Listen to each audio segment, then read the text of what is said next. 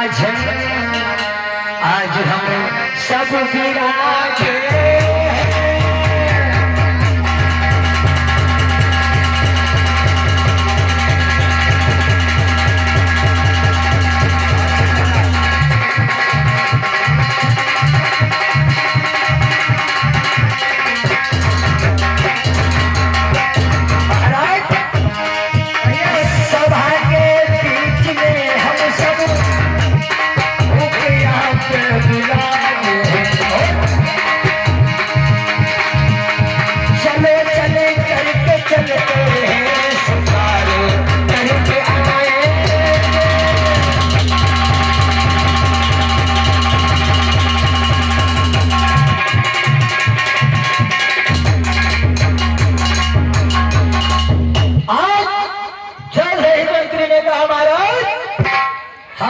मंत्रीगढ़ पढ़ाए हैं। आपकी इच्छा क्या है शिकार खेलने के लिए? देखो बताया है बड़ा सुंदर से राजा है।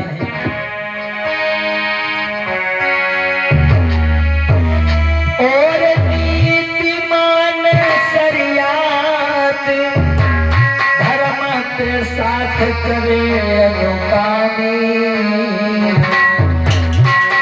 हत्या सकीरत पे तो जाए सब भैया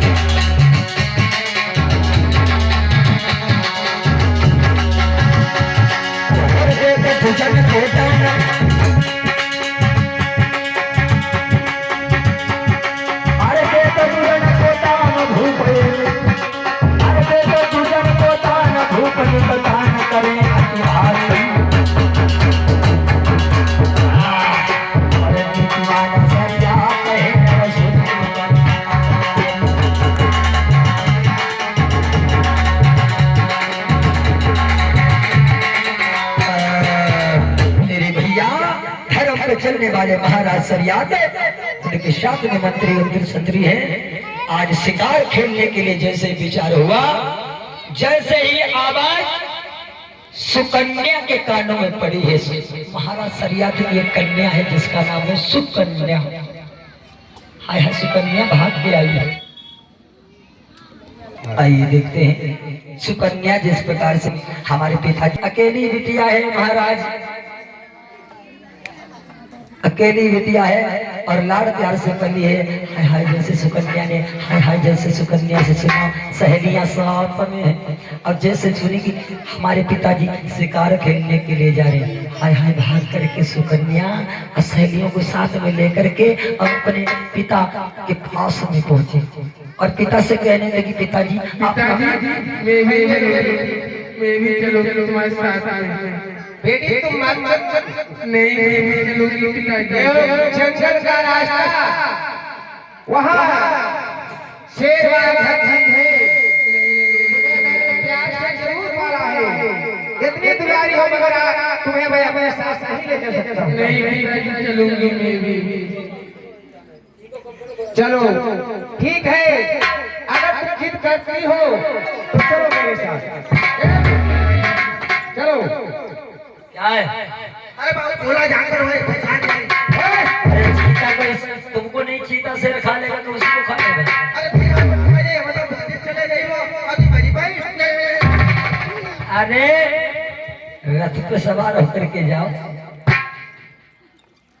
रथ पर जाए हाँ। हम रथ ही बचे। आज महाराज और मंत्री संतरी महाराज ने कहा, ए बिटिया, ए लली, मेरी बात सुनो। आज महाराज शरीयत ने समझाया है, सुकन्या आप मान जाओ, क्यों तुम, हम समझ रहे हैं तुम मेरे साथ में हमेशा रही हो, क्यों चलोगी जंगल को। लेकिन बिटिया ने माना नहीं हो। आज सुकन्या को साथ में लिए हैं और सुकन्या को साथ में लेकर के आज महाराज शिकार खेलने के लिए चलते हैं। सहेलियां साथ में आज जा रहे हैं महाराज, मंत्री सत्री व्यासनंदन सुखदेव बोले, राजन आज जैसे ही महाराज चले हैं शिकार खेलने के लिए। राजा लोग बताया है कि शिकार क्यों करते हैं, ये जब बुढ़ा मृग हो जाता, बुढ़ा जो सिंह हो जाता है उसकी शिकार इसलिए करते हैं कि वो झाड़ियों में फंस करके उसकी मृत्यु होती है तड़प तड़प के। ये राजा लोगों पे दोष लगता है। बुढ़ा सिंह को मारने से महाराज को दोष नहीं बल्कि और उसको साथ में भगवान कल्याण करते हैं। आज महाराज शिकार खेलने के लिए चले।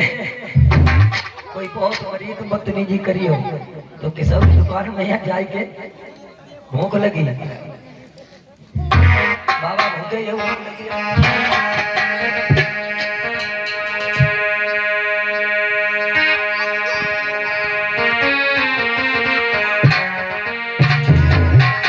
सुकन्या को अब साथ लियो और जंगल की सीता।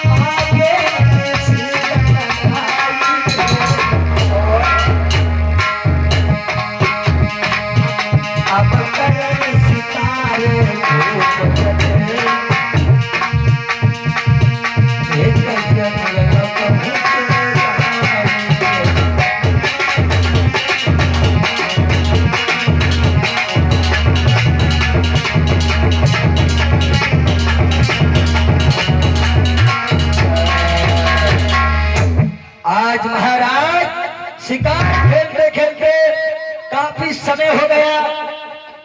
जेठ की दोपहरी है,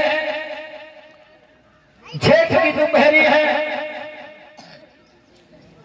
और काफी समय हो गया शिकार खेलते खेलते, लेकिन कोई शिकार हाथ में तो आई नहीं है। उधर चलते चलते प्रभु की महिमा परंपार, प्रभु का विधान बनाया हुआ कहीं झूठा नहीं हो सकता है। आज महाराज शरीयत मंत्री और क्षत्रियों को लेकर के साथ में अपनी बेटी सुकन्या को लेकर के जहां पर महात्मा चमन ऋषि समाधि लगाए हुए बैठे हैं, बड़ा सुंदर स्थल है। चमन ऋषि की बगिया में जाकर के पहुंच जाते हैं। हाय हाय, इधर चमन ऋषि तो समाधि लगाए बैठे हैं।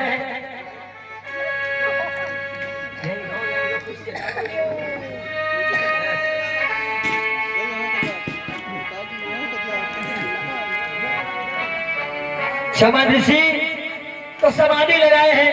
इधर उसी बगिया में पहुंच जाते हैं जहां पर चमन ऋषि को एक नहीं दो नहीं बल्कि दसों हजारे वर्षे हो गई है। मिट्टी के टीला के समान महाराज सवारी लगाए बैठे हैं मुनिराज। बरसें बीत जाती है, क्षमा ऋषि और उसी बगिया में पहुंचे हैं। हाय हाय, जो बगिया को देखो महाराज सरियात कहने लगे, अरे मंत्रियों मंत्रियों मंत्री बोलिए महाराज, सुबह से शाम हो गई है, घूमते घूमते कोई शिकार ही नहीं मिला है और मैं थक भी बहुत गया हूँ। ये कितना सुंदर हरा भरा बाग है और मैं विश्राम करूंगा। इधर महाराज ने क्या देखा, दोपहरी जेठ का महीना और भारी प्यास लगी है। महाराज सरियात ने जाकर के वहां पे देखा कि झरने का जल बह रहा है, झरने का जल बह रहा है। मेरे भैया आज जल को जाकर के महाराज ने पिया है,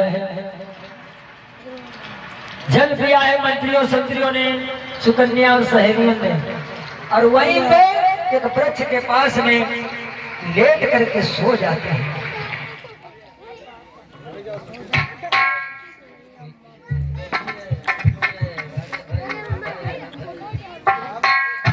आज सभी महाराज सो जाते हैं, पास में सुकन्या अपने पिताजी के लेटी हुई है और मंत्री संतरी साथ में सहेलियां है, खटमतरी यतमतरी सब लगे हुए हैं लाइन में। देखो थक इतना गए हैं जो कि सब लेते हैं, जल को पी करके ठंडी हवा का झोंका आया। ये सभी राजा और प्रजा जो मंत्री संतरी है लेट करके सो जाते हैं। लेकिन मेरे भैया सुकन्या की उम्र 12 साल की है, बालकपन की है। बताया भी है कि बालक बंद गए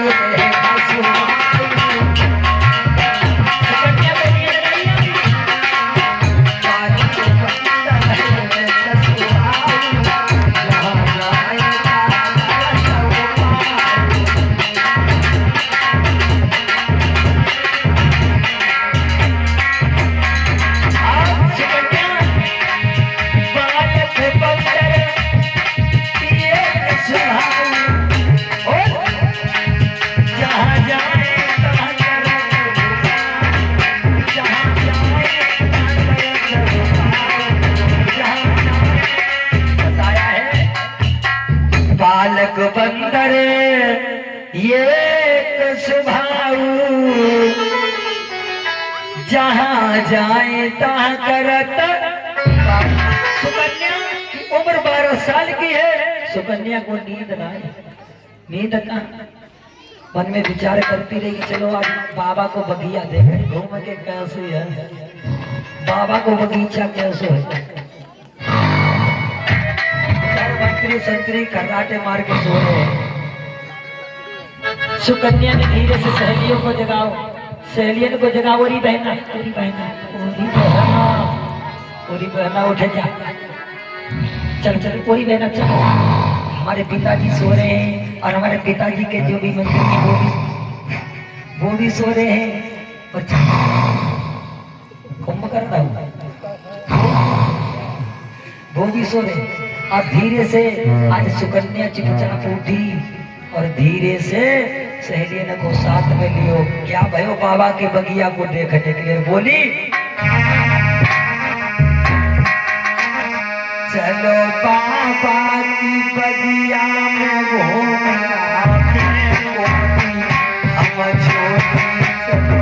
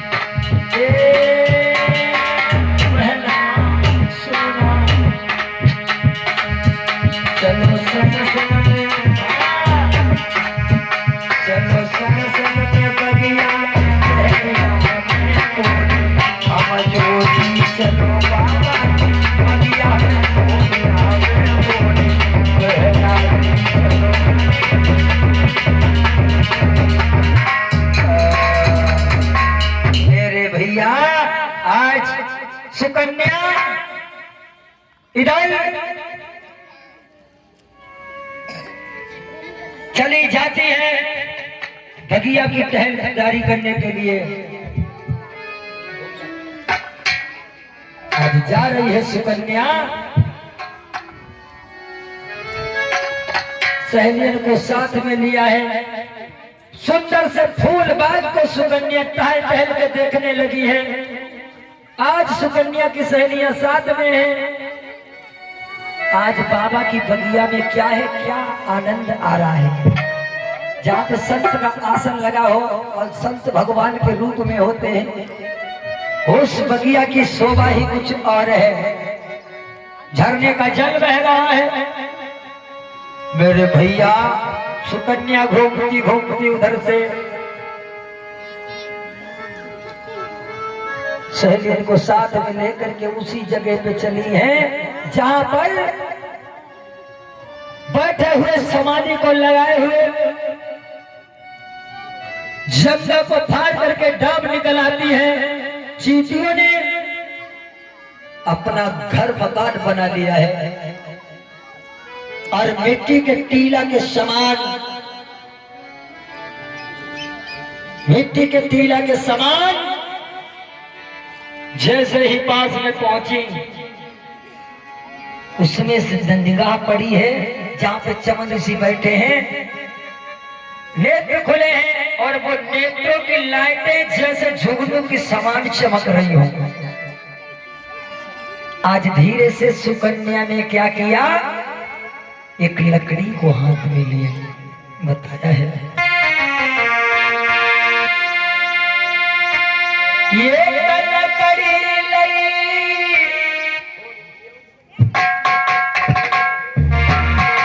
ये लकड़ी लई उठाई रे भोली।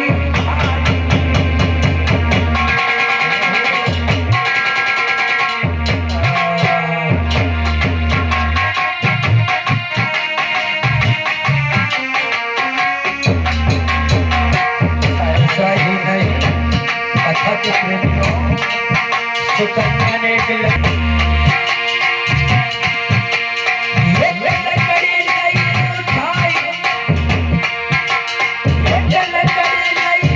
उठाई है सीधी सादी। महाराज चमन ऋषि के नेत्रों में, महाराज महात्मा के नैनन पे तुरंत चलाई।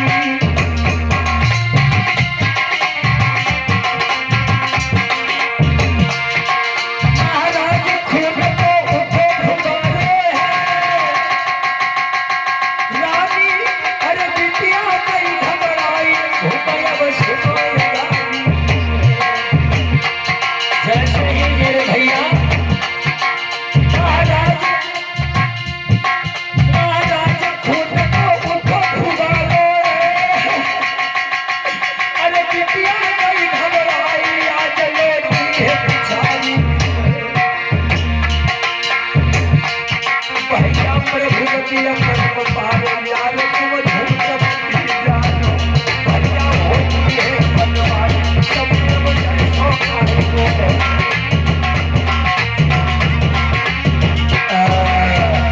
मेरे भैया जैसे ही एक लकड़ी ली और चमन ऋषि के नेत्रों पे चलाई है। तो चमन ऋषि के नेत्रों की जैसे ही नेत्रों में जाकर के वो लकड़ी लगी है, आज चमन ऋषि के नेत्र जो है वो फूट जाते हैं, खून का फुब्बारा सा होता है। हाय हाय बिटिया घबरा गई और भाग पड़ी वहां से सहेलियों को साथ में लेकर के। अब मेरे भैया और चली है, आज चमन ऋषि के नेत्र फूट गई।